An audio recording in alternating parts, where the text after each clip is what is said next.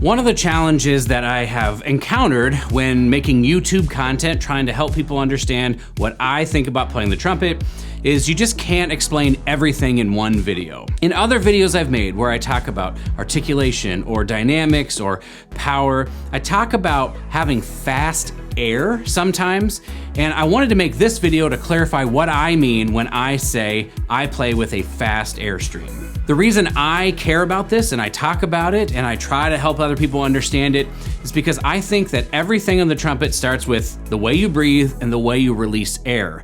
If you release with intensity or a fast air speed, then you're going to have an intense, focused, dense, resonant sound as a result. One way that I try to help students understand this, and you can try this for yourself at home, is to just make an air pattern of your own. A lot of times when I do this with my students, it sounds something like this. And then when I ask them to do that on the trumpet, it sounds like this.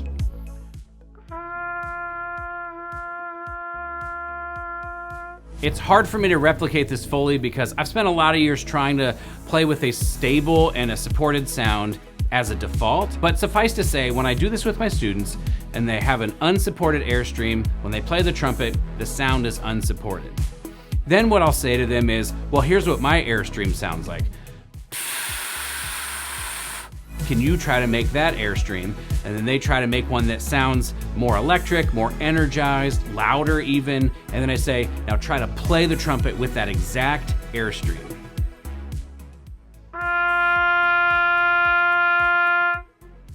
And it comes across much more supported. Now, the next step that I talk about is not just doing it in one context, but trying to approach everything I play on the trumpet with that level of air speed and support. So if I'm gonna play a G on the top of the staff, my air speed is gonna sound like this. If I'm gonna play a low G, my air speed is gonna sound like this. Then if I play it on the trumpet,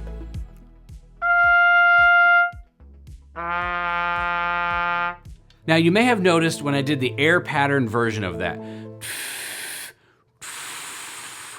that there are differences. My oral cavity is a different shape, my tongue position is different, but the quality of my airstream is just as energized whether it's at the top of the staff or the bottom. The same is gonna be true for loud and soft. If I try to play something soft like the Stravinsky Song of the Nightingale,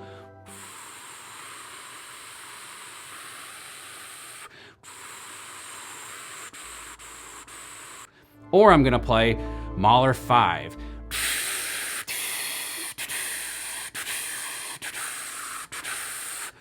And then I do those on the trumpet.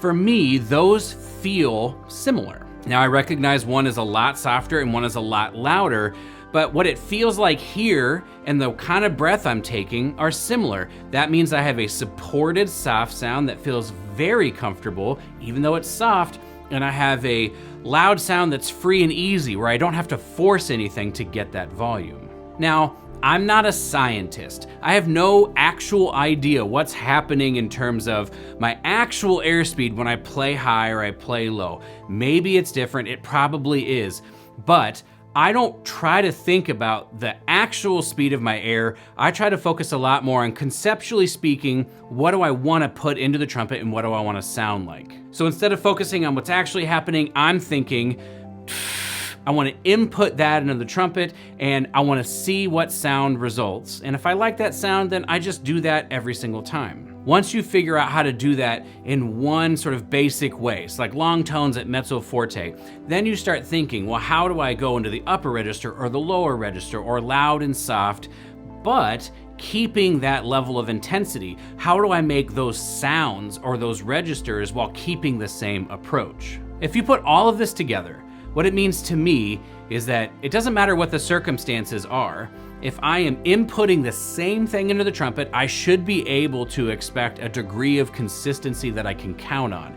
Doesn't matter if it's high or low, doesn't matter if it's loud or soft, it doesn't even matter if I'm tired. When I'm tired, I'm still playing the trumpet the same way, so I can expect the same result. As an orchestral trumpet player, consistency is by far the most important thing that I can provide my colleagues around me. Consistency of sound, consistency of phrasing, consistency of rhythm, and this is why my pedagogy has gone in this direction and why I value the things that I do. I hope you found this video helpful in understanding what I mean when I say playing with fast air and why I think it's important. If you have any questions, leave them down below in the comments and I will do my best to answer them. I'm gonna leave a link on the screen to a video where I talk about dynamics and how to think about them and how to play with color. If you haven't seen that video, it's very similar to this conversation, so check that out if you haven't seen it. We'll see you in the next video.